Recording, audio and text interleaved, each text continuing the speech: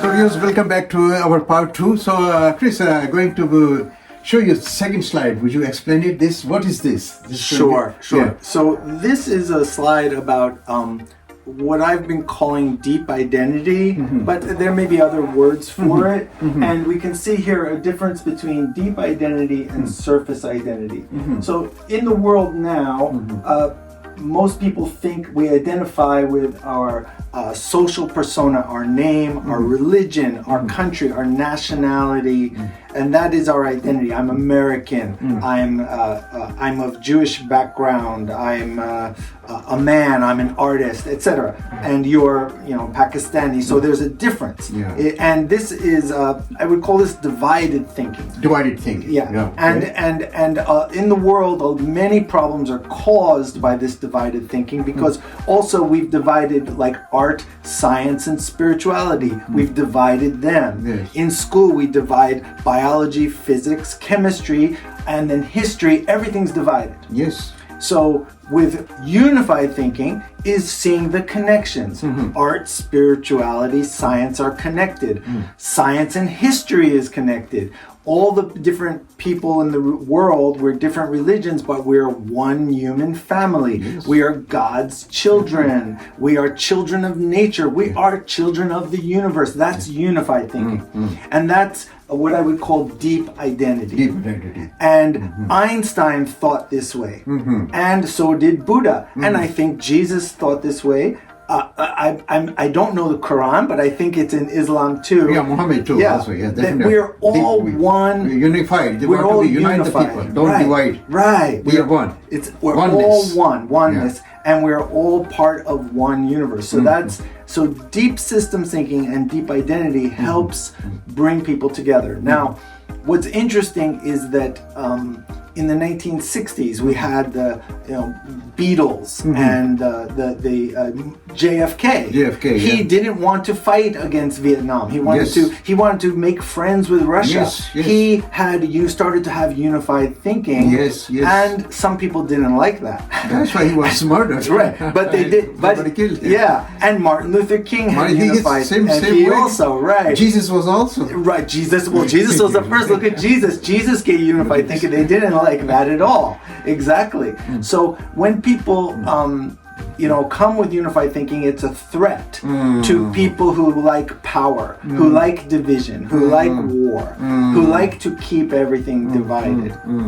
So, but this unified thinking has been in the world, again, with Jesus and Gandhi and Da Vinci.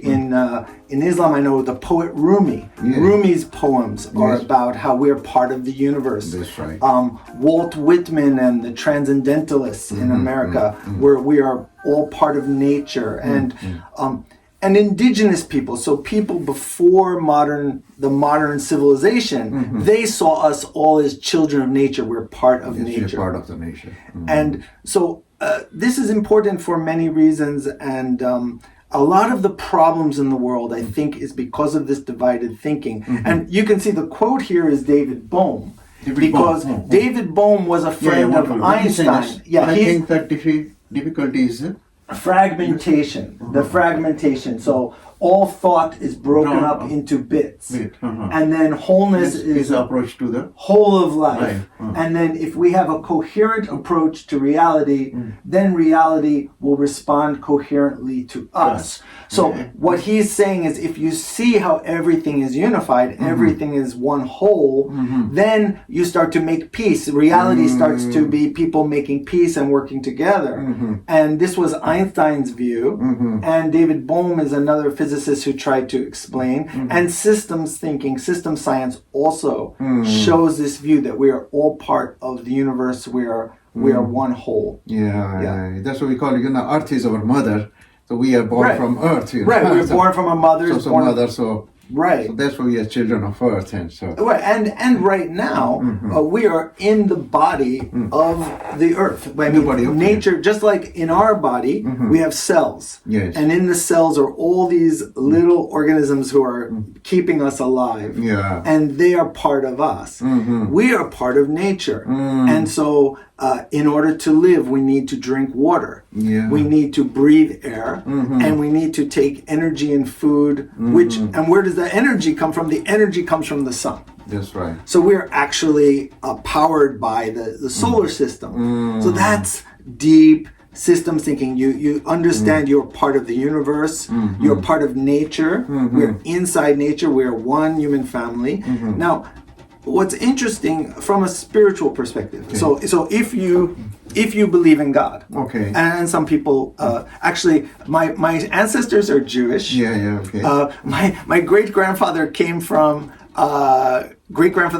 Ukraine. Okay. The other one came from Russia. Oh, really? Yeah. So you're half of that. Oh my God. So now you can be a peaceful. Well, so how can you make a peace between Russia and Ukraine? How to make peace is you're the children of Russia and Ukraine. Right. Is to see that we're all one people. We're not. Don't do the divided thinking. Don't see Russian Ukrainian as different. We need to see we're one human family. But I lost my train of thought. What was I saying about the? I'm not sure where was I going with. Yeah, you said your ancestors came from, So my ancestors, originally they were Jewish. Yeah. So my ancestors. Showing that slide too. Can you show that slide too? Which one? The Jewish thinking, Zionist. Okay. That's next slide. Okay, sure. That gets us into politics, but yeah, sure. Before I can show you that. Step by step. Not a step by step. Second, any slide. So this one is talking about why this is important for the world now. Yes. So within Judaism, okay, there is this idea of tikkun olam. Tikkun olam. Okay. Yeah, and it's an idea that all humanity should come together in peace and repair the world. The idea repair the world. Repair means bring everything together. Don't be divided. But Israel going to be destroying and dividing. But let's look at the roots first. Within Judaism, we have these originality. We have these idea of and the Jewish people. Many people believe we are trying to help repair the world. That's the Jewish people's job. Now the problem is that there was also Isaiah. And Isaiah had a vision of Zion. Okay. And his vision of Zion was to unify and bring all the people together and make peace. Okay. So the original vision of Zion is to create peace amongst all people. Many people have heard there's a famous passage in the Bible, in the original Hebrew, that we are to change the swords into plowshares. We're going to go from fighting to farming. That's Isaiah. That's the vision of Zion. Okay. But the problem is that Zionism is a nationalistic thinking and Jewish people were not nationalistic. I know that before because we had no country. If you have no country, you can be nationalist. Right. It's hard to be nationalistic. We were, and I'm an example. I'm still a kind of homeless Jew. Because I traveled from America. My ancestor came from Russia, Ukraine to America. Now I'm in Japan. Right? So I don't have a country, but I feel the world is my country. And you're the same. Right? We're the same. I am also, from Pakistan, but living 40 years. Right. We feel Japan is our country, but no, it's not our original. We cannot be Japanese nationalists. Right.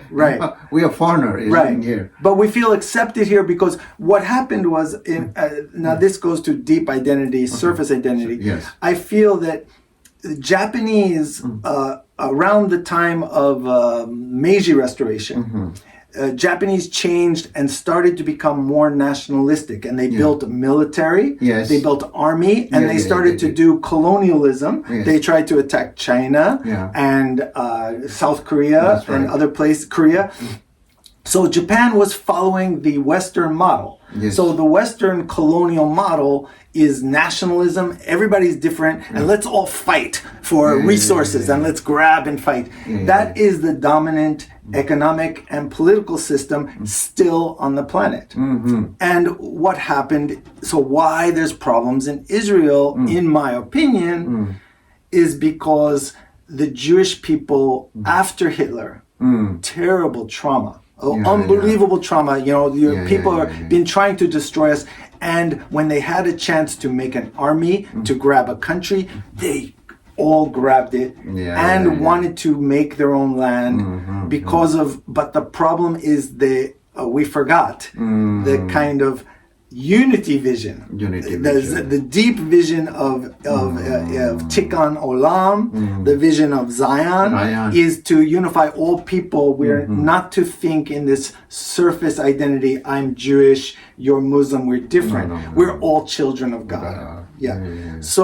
So that is, I think, the problem now, and it's interesting. For example, Rabin in Israel, he tried to make peace with Sadat, right? Sadat, and he was assassinated.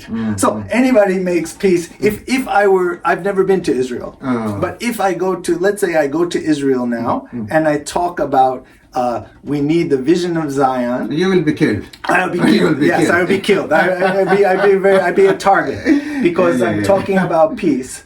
So anyone who talks, I think it's okay if many people are talking. If we get a movement of millions for peace, it's safe. But one person, you become a target. So, ladies and gentlemen, I think we are going to continue to be second slide. Just wait for next slide. Thank you very much. All right, thank you. Once again.